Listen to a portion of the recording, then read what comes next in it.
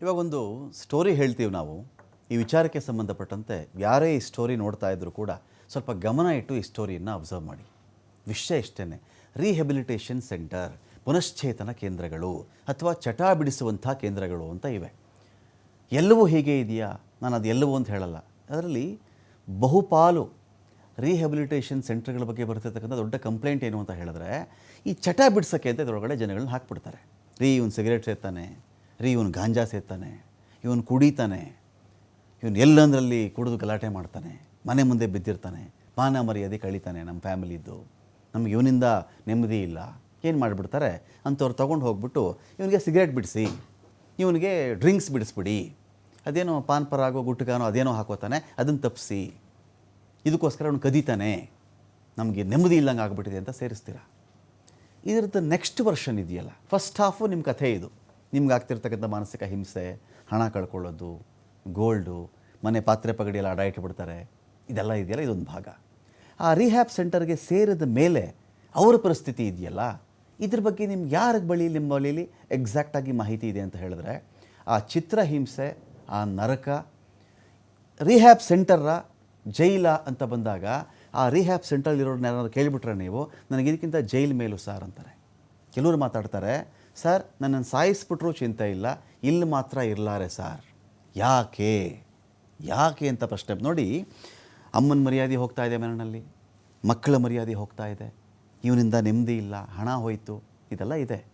ಆ ಮನುಷ್ಯನ ಜೀವನದಲ್ಲಿ ಅವನು ಒಂದು ಕಾಲಕ್ಕೆ ದುಡ್ದಿರಬಹುದು, ಎಲ್ಲರೂ ನಾನು ಹೇಳ್ತಿಲ್ಲ, ಕೆಲವು ಎಕ್ಸೆಪ್ಷನ್ಸ್ ಇರ್ತವೆ, ದುಡ್ದಿರಬಹುದು. ಇಲ್ಲಿ ಅಮ್ಮ ಮಕ್ಕಳು ಮನೆಯಲ್ಲಿ ಇವರಿದ್ದಾಗ ಅಪ್ಪನ ಬಗ್ಗೆ ಏನೋ ಒಂದಷ್ಟು ಬೇಸರ ಇರಬಹುದು, ಅಪ್ಪ ಒಂದು ಕಡೆ ಫೇಲ್ಯೂರ್ ಆಗಿರಬಹುದು, ಅವನ ಕಾರಣಾಂತರಗಳಿಂದ ಕೆಲಸ ಹೋಗಿರಬಹುದು, ಅಥವಾ ಇದೆಲ್ಲ ಬಿಟ್ಟು ಚಟ ಚಕ್ರವರ್ತಿನೇ ಇರಬಹುದು ಆಯಪ್ಪ. ನಾವು ಅಲ್ಲಗಳಿಯಲ್ಲ, ನಮ್ಮ ಮರ್ಯಾದೆ ಹೋಗುತ್ತೆ ಅನ್ನೋ ಕಾರಣಕ್ಕೆ ಆ ವ್ಯಕ್ತಿ ತೊಗೊಂಡು ಹೋಗಿ ಆ ರಿಹ್ಯಾಬಿಲಿಟೇಷನ್ ಸೆಂಟ್ರಲ್ಲಿ ಬಿಡ್ತಿರಲ್ಲ ನೀವು, ಅಲ್ಲಿಂದ ಆಚೆಗೆ ಭೂಲೋಕದ ನರಕವನ್ನು ಅನೇಕರು ನೋಡ್ತಾ ಇದ್ದಾರೆ, ಅನೇಕ ಸೆಂಟರ್ಗಳಲ್ಲಿ. Keep in mind. ಅದೇನೋ ಔಷಧಿ ಹಾಕ್ಕೊಡ್ತಾರಂಥವ್ರು. ಏನಕ್ಕೆ ಹಾಕ್ಕೊಡೋದವರು? ಏನಕ್ಕೆ ಅಂದರೆ, ಇವನು ಆ ಡ್ರಿಂಕ್ಸನ್ನು ಅಥವಾ ಅವ್ನು ಯಾವ ಚಟ ಇರುತ್ತೋ ಆ ಚಟ ಅದನ್ನು ನೋಡಿದ್ರೇ ಸಾಕು ಅವ್ನು ವಾಂತಿ ಮಾಡ್ಕೊಂಬಿಡ್ಬೇಕು ಅಂತ, ಅದರಿಂದ ದೂರ ಇದ್ದುಬಿಡ್ಬೇಕು ಅವನು ಅಂತ. ಸೊ ಈ ನೆಪದಲ್ಲಿ ಅಥವಾ ಇದಕ್ಕೆ ಒಂದು ಚಿಕಿತ್ಸೆ ರೂಪದಲ್ಲಿ ಇವ್ರು ಯಾರು ಕೊಡ್ತಾರಲ್ಲ ಅವರೆಲ್ಲ ಡಾಕ್ಟ್ರೇ ಕೊಡ್ತಾರೆ ಅಂತ ಐ ಡೌಟ್. ಅದೊಂದು ತರಬೇತಿ ಥರ ಅದು, ಐ ಡೌಟ್. ಅಥವಾ ಡಾಕ್ಟ್ರ್ ಕೊಟ್ಟಿದ್ದರು ಓಕೆ ಅಂತ ಸರ್ಟಿಫಿಕೇಷನ್ ಇದ್ದರೆ ಅದು ಓಕೆ. ಇಲ್ಲೇನಾಗ್ತಿದೆ, ಈ ಥರದ್ದು ಕೊಡ್ತಾರಲ್ಲ, ನಿಮಗೆ ಗೊತ್ತಿರಲಿ ಒಂದು ವಿಷಯ, ಯಾರದ್ದೇ ಮನೆಯಲ್ಲಿ ಈ ಒಂದು ರೀತಿಯಲ್ಲಿ ರಿಹ್ಯಾಬಿಲಿಟೇಷನ್ ಸೆಂಟರ್ಗೆ ಸೇರಿಸಿದ್ರೆ, ನೀವು ರಿಹ್ಯಾಬ್ ಸೆಂಟರ್ಗಳಿಗೆ ಅವ್ರನ್ನ ಹಾಕಿದರೆ, ದಯವಿಟ್ಟು ಗಮನ ಕೊಡಿ ಈ ಸ್ಟೋರಿ ಕಡೆಗೆ. ನಿಮ್ಗೆ ಇಷ್ಟ ಇಲ್ವಾ, ಮನೆ ಬಿಟ್ಟು ಕಳಿಸ್ಬಿಡಿ, ಅವರನ್ನು ಸೇರಿಸ್ಕೊಳ್ಳೇಬೇಡಿ, ಎಲ್ಲೋ ಬದುಕೊಳ್ಳಿ ಅವರು. ಇಂಥ ಸೆಂಟರ್ಗಳಿಂದ ಬರ್ತಿರ್ತಕ್ಕಂಥ ರಿಪೋರ್ಟ್ಗಳು ಆಘಾತಕಾರಿಯಾಗಿದೆ. ಅವ್ರಿಗೆ ಏನಾಯಿತು, ಊಟನೇ ಸೇರಲು ಬಂತೀರಿ ಅನೇಕರಿಗೆ. ಅವ್ನು ಏನು ತಿನ್ನಕ್ಕೆ ಹೋದ್ರೂ ಇವರು ಕೊಡೋ ಔಷಧಿ ಏನಕ್ಕೆ ಅಂತ ಹೇಳಿದ್ರೆ, ಮದ್ಯ ಬಿಟ್ಟುಬಿಡಲಿ, ಸಿಗರೇಟ್ ಬಿಟ್ಬಿಡಲಿ, ಇನ್ನೊಂದು ಬಿಟ್ಬಿಡಲಿ ಅಂತ. ಅನೇಕರಿಗೆ ಊಟವೇ ಸೇರಲ್ಲ, ಗೋಳಾಡ್ತಾರ್ರಿ ಒಳಗಡೆ. ಅವರು ಯಾರ ಸಂಪರ್ಕದಲ್ಲೂ ಇರಲ್ಲ ಅವರು. ನೋ, ಯಾವಾಗೋ ಇವ್ರು ಬರ್ತಾರೆ, ವಿಸಿಟ್ ಮಾಡ್ತಾರೆ, ಹೇಗಿದೆಯಪ್ಪ ಅಂತ ಕೇಳ್ತಾರೆ. ಅಯ್ಯೋ ಆಗಲ್ಲಪ್ಪ, ನಾನು ಇಲ್ಲಿಂದ ಕರ್ಕೊಂಡು ಹೋಗ್ಬಿಡಪ್ಪ, ಹಂಗಾಗಲ್ಲ ಅಂದರೆ ಸುಮ್ಮನಿರು ನೀನು, ಆಚೆ ಬಂದು ಸುಮ್ಮನೆ ಕುಡಿಯೋದು ಅದೇ ಕತೆ ನಿಂದು, ಸಿಗರೇಟ್ ಸೇದು ಕುಡಿ, ಮಾನ ಮರ್ಯಾದೆ ತೆಗಿ, ಇಲ್ಲಿದ್ರೆ ಸರಿ, ಇಲ್ಲ ನಾನು ಸುಮ್ಮನೆ ಬಿಡಲ್ಲ ನಿನ್ನ. ನೋಡ್ಕೋತಾ ಇದ್ದೀರೇನ್ರಿ ಇವ್ರನ್ನ ಸರಿಯಾಗಿ? ನೋಡ್ಕೋತಾ ಇದ್ದೀವಿ. ಬೆಳಗ್ಗೆ ಏನು ಮಾಡಿಸ್ತೀರಾ? ಯೋಗ ಮಾಡಿಸ್ತೀವಿ ಅವ್ರಿಗೆ. ಆಮೇಲೆ ತಿಂಡಿ ಉಪ್ಪಿಟ್ಟು, ಚಿತ್ರಾನ್ನ, ಇಡ್ಲಿ, ವಡೆ, ದೋಸೆ. ಆಮೇಲೆ ಮಧ್ಯಾಹ್ನ ಒಳ್ಳೆ ಊಟ ಕೊಡ್ತಾ ಇದ್ದೀವಿ, ಸಾಯಂಕಾಲ ವಾಕಿಂಗ್ ಮಾಡಿಸ್ತೀವಿ, ಮುಗೀತು ಅಲ್ಲಿಗೆ. ಓಹೋ ಅವರು ಚೆನ್ನಾಗಿದ್ದಾರೆ ಅಂಥೇಳಿ. ನೋ, ಅದಷ್ಟೇ ಅಲ್ವಲ್ಲ ಒಬ್ಬ ಮನುಷ್ಯನ ಜೀವನ ಅಷ್ಟೇ ಅಲ್ವಲ್ರಿ. ಕೊನೆಗೆ ನೀವು ಯಾವಾಗ ಕರ್ಕೊಂಬರ್ತೀರ ಹೇಳಿ ಅವರನ್ನು? ಯಾವಾಗ ಹೇಳಿ ನೋಡೋಣ, ಯಾವಾಗ ಕರ್ಕೊಂಬರ್ತೀರಾ ಅಂಥೇಳಿ ಹೇಳೇನ್ರಿ? ಡೆಡ್ ಬಾಡಿ ತೊಗೊಂಬರ್ತೀರ ಅಲ್ಲಿಂದ ನೀವು. ನಾನು ಬಿಟ್ಟುಬಿಟ್ಟಿದ್ದೀನಿ, ನಾನು ಸೇದಲ್ಲ ಅಂತ ಹೇಳ್ಕೊಂಡು ಕೆಲವರು ಬರ್ತಾರೆ ವಾಪಸ್ಸು. ಹೌದು, ಮತ್ತೆ ಚಟ ಶುರು ಮಾಡ್ಕೊಳ್ತಾರೆ. ಐ ಅಗ್ರಿ, ಅದು ಸರಿ ಅಂತ ನಾನು ವಾದ ಮಾಡ್ತಾ ಇಲ್ಲ. ಡೆಡ್ ಬಾಡಿ ಕರ್ಕೊಂಬರ್ತೀರಲ್ಲ, ಆಮೇಲೆ ಏನು ಹೇಳಿ?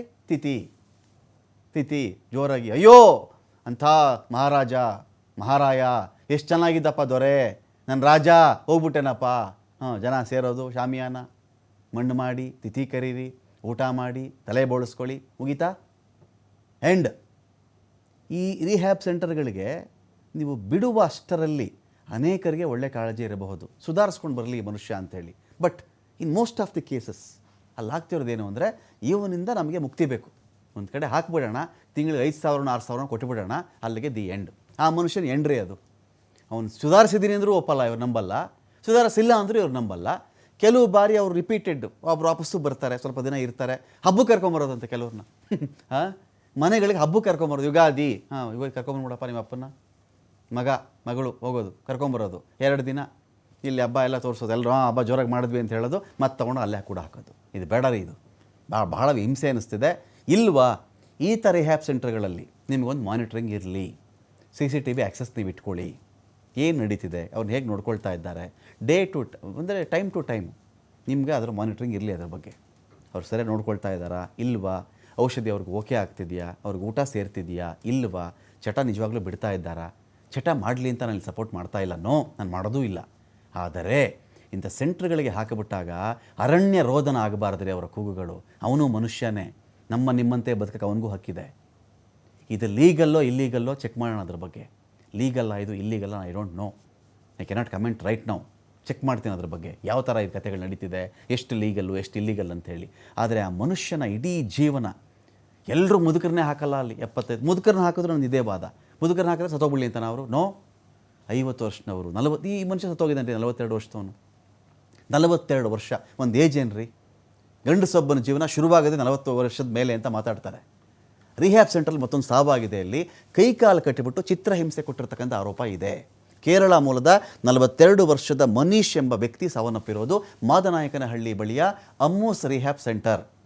4 ದಿನಗಳ ಹಿಂದೆ ಸೇರಿಸಿದಂತೆ ಕುಟುಂಬದವರು ಇರಬಹುದು, ಏನೋ ಚಟ ಇದ್ದಿರಬಹುದು ಈ ಮನುಷ್ಯನಿಗೆ. ಸಾಯಿಸೋಕ್ಕೆ ಯಾರಿಗ್ರಿ ಹಕ್ಕಿದೆ ಇಲ್ಲಿ? ಮಾಡಬಾರ್ದು ಮಾಡಿ ಸುಪ್ರೀಂ ಕೋರ್ಟೇ ಮರಣದಂಡನೆ ಕೊಡ್ತೀರಿ. ಯಾರಿಗೆ? ಉಮೇಶ್ ರೆಡ್ಡಿಗೆ ಮರಣದಂಡನೆ ಅವನಿಗಾಗಿದ್ದು, ಆ ನೀಚನಿಗೆ. ಅವನಿಗೆ ಮರಣದಂಡನೆ ಆದರೆ ಆನಂತರ ಅದನ್ನು ಮತ್ತೆ ಮೇಲ್ಮನವಿ ಮಾಡ್ಕೊಂಡು ರಾಷ್ಟ್ರಪತಿಗಳ ಬಳಿಯಲ್ಲಿ ಈಗ ಜೀವಾವಧಿ ಶಿಕ್ಷೆಯಲ್ಲಿದ್ದಾನೆ.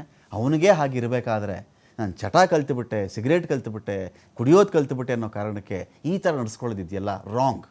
ಒಂದು ವೇಳೆ ಅವ್ರು ಕೈಕಾಲು ಕಟ್ಟಿ ಚಿತ್ರಹಿಂಸೆ ಕೊಟ್ಟಿದ್ದೇ ನಿಜವಾಗಿದ್ದರೆ ಇಂಥ ಸೆಂಟರ್ಗಳ ಅವಶ್ಯಕತೆ ಇದೆಯಾ? ಇದು ಕಾನೂನು ಪ್ರಕಾರ ನಡೀತಾ ಇದೆಯಾ? ಇವ್ರಗಳ ಬಗ್ಗೆ ಮಾನಿಟ್ರಿಂಗ್ ಯಾರು? ಇವ್ರು ಯಾರನ್ನು ಸಂಪರ್ಕ ಮಾಡಬಹುದು? ಲೀಗಲಿ ಇವ್ರಿಗೇನೋ ಸಹಾಯ ಬೇಕಾಗುತ್ತಾ? ಕುಟುಂಬದವರೊಂದಿಗೆ ಇವ್ರು ಮಾತಾಡಬೇಕಾ? ಅಥವಾ ಒಂದಷ್ಟು ಆರೋಪಗಳಿದೆಯಾ ಅವ್ರದ್ದು? ಅವರ ಸಂಕಟಗಳಿದೆಯಾ, ವೇದನೆಗಳಿದೆಯಾ?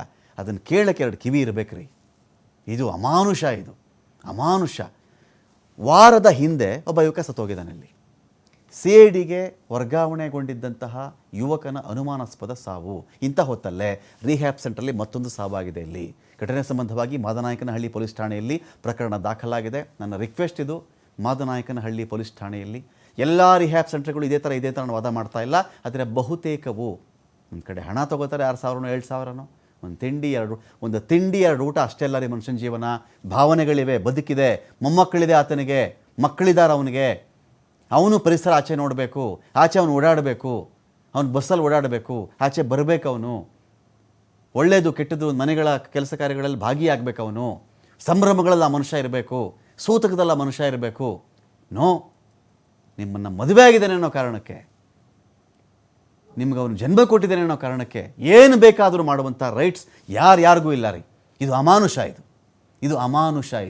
ಇಂಥ ರಿಹ್ಯಾಬ್ ಸೆಂಟರ್ಗಳ ಬಗ್ಗೆ ಕೂಡಲೇ ಸರ್ಕಾರ, ಪರಮೇಶ್ವರ್ ಸರ್ ಯಾರೇ ಅಥವಾ ಆರೋಗ್ಯ ಸಚಿವರು ಯಾರೇ ಇದ್ರ ಬಗ್ಗೆ ನೀವು ಈ ಸ್ಟೋರಿ ನೋಡ್ತಾ ಇದ್ದರೆ ದಯವಿಟ್ಟು ಇಂತಹ ಮೂಕ ರೋದನದ ಜೀವಿಗಳ ಬಗ್ಗೆ ಒಂದು ಚಟ ಕಲ್ತ್ಕೊಂಡಿದ್ದಾರೆ ಅನ್ನೋದು ಮಾತ್ರಕ್ಕೇ ನಾವು ಹೀನಾಯವಾಗಿ ಅವರನ್ನು ಝೂ ಥರ ನಡೆಸ್ಕೊಳಕ್ಕಾಗಲ್ಲ. ಪ್ರಾಣಿಗಳು ಹಾಗೇನೆ ಝೂನಲ್ಲಿ ಮಾಡದೇ ಇರೋ ತಪ್ಪಿಗೆ ಆಜೀವ ಪರ್ಯಂತ ಜೀವಾವಧಿ ಶಿಕ್ಷೆಗೆ ಒಳಗಾಗಿರ್ತವ್ರಿ. ಹುಲಿ, ಸಿಂಹ, ಚಿರತೆ ಇವೆಲ್ಲವೂ ಕೂಡ ಝೂಗಳಲ್ಲಿ. ಅದಕ್ಕಿಂತ ಭಿನ್ನವಾಗಿ ಏನಿಲ್ಲ. ಇದು ಕೂಡಲೇ ಇದ್ರ ಬಗ್ಗೆ ಸಂಬಂಧಪಟ್ಟವರು ಗಮನ ಹರಿಸಿ ನಿಜ ಏನು ಅಂತ ಜನಗಳಿಗೆ ತಿಳಿಸುವಂತೆ ಮಾಡಿ.